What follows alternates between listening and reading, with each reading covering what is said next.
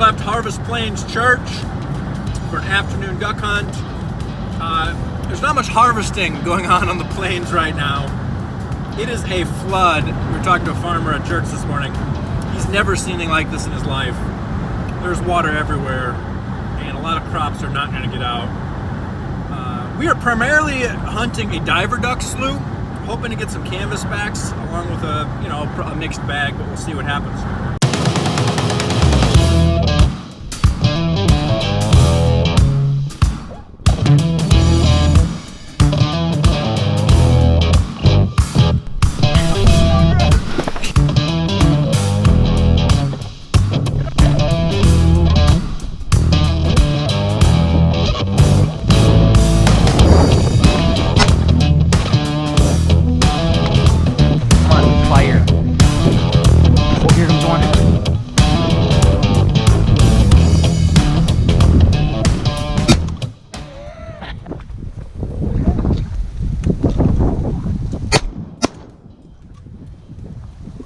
So we're moving spots. So Brody and I drove the truck around this giant slough, and Brandon drove floated the canoe across the slough, set up some decoys, and we've been waiting for him for about an hour now, and now he's coming to pick us up. So we're gonna try a different spot and hopefully get some better action and get some actual footage of us shooting birds in the face.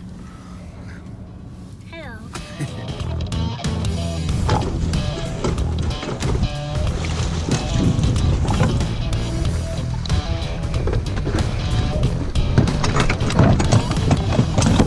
On the right.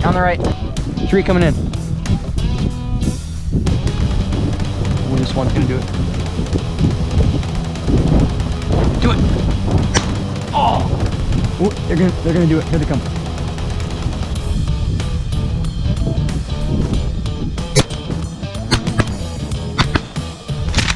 They were so close that I just freaked out. I didn't do it, no. A little too far.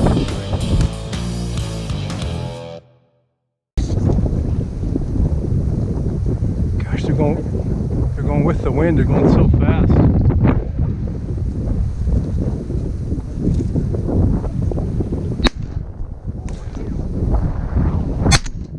Oh, I got that one. I hit him. Oh, I hit him. Look at him, there he goes.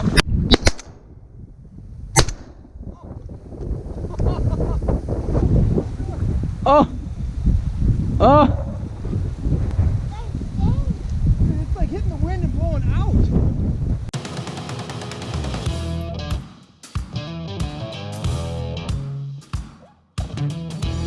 Oh, yes!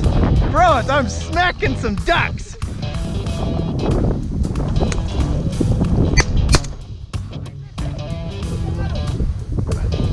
Haha, Brodo! 4 in a row! I don't think you're aiming good, Sam. No, that's exactly right, Brody. You have to be quick. You have to be quick. The one's coming.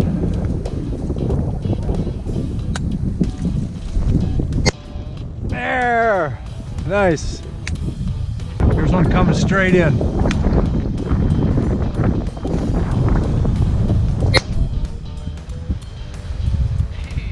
I was gonna smoke that and you smoked it.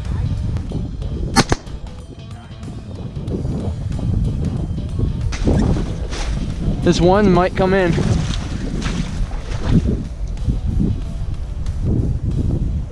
Oh, he totally is. Nice. I don't know. We shot at the same time. When in doubt, I probably did.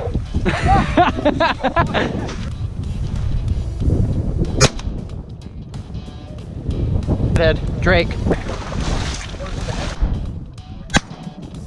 Wow, you are on! Oh. And I can't hit broadside of a barn. I got 3 shots in a row, 3 ducks. Oh, you lucky son of a gun. I'm jealous now. Isn't that so weird that like I can literally be smoking them and then just totally fall off? That's totally duck hunting for me. It's almost like a lottery ticket. Am I going to be on or off on this shot? Yep. Oh, I'm going to trash him now. Yes!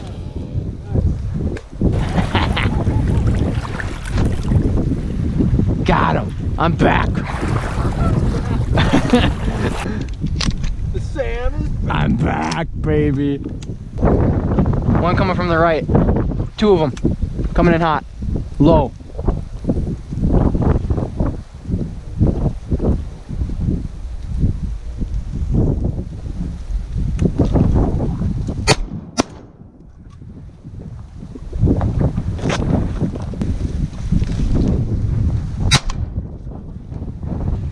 Hey! I smoked it. Yes! Holy crap! That's a can. Is it? Yes. Oh, a hen? Dang it!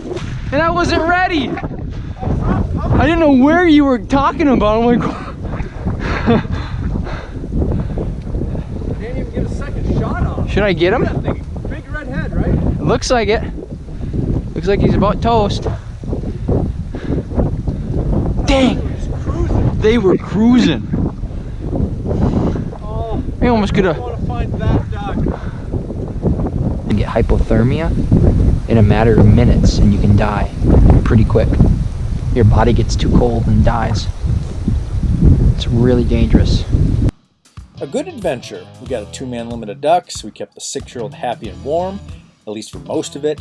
He did get awfully quiet towards the end, and I knew what that meant. And since I forgot the fruit snacks, I knew we had to get out of there. For Sam, Brody, and I, these trips are not just about duck hunting. They almost always involve discussion about deep things, perhaps what we're learning from the Bible, apologetics, or issues of the day. Join us for the rest of the video. Sam will cook up some of these tasty morsels, and I'll give a brief explanation of the cosmological argument for the existence of God. So we're making duck skewers. This is my second favorite duck recipe. Cube up the duck breasts, wrap them in bacon, put them on skewers with onion, jalapeno pepper, bell pepper. And then what you do, the trick is most people wrap cheese inside the bacon with the duck, and then you put it on the grill, and then the cheese seeps out, and then you don't have any cheese. So the trick is you take the cheese and you strip it up, and I like to use provolone cheese, and you actually put the strips of cheese over top of the skewer at the very end, and it melts over it kind of like a burger, and then you don't lose any of the cheese, and it is unbelievable.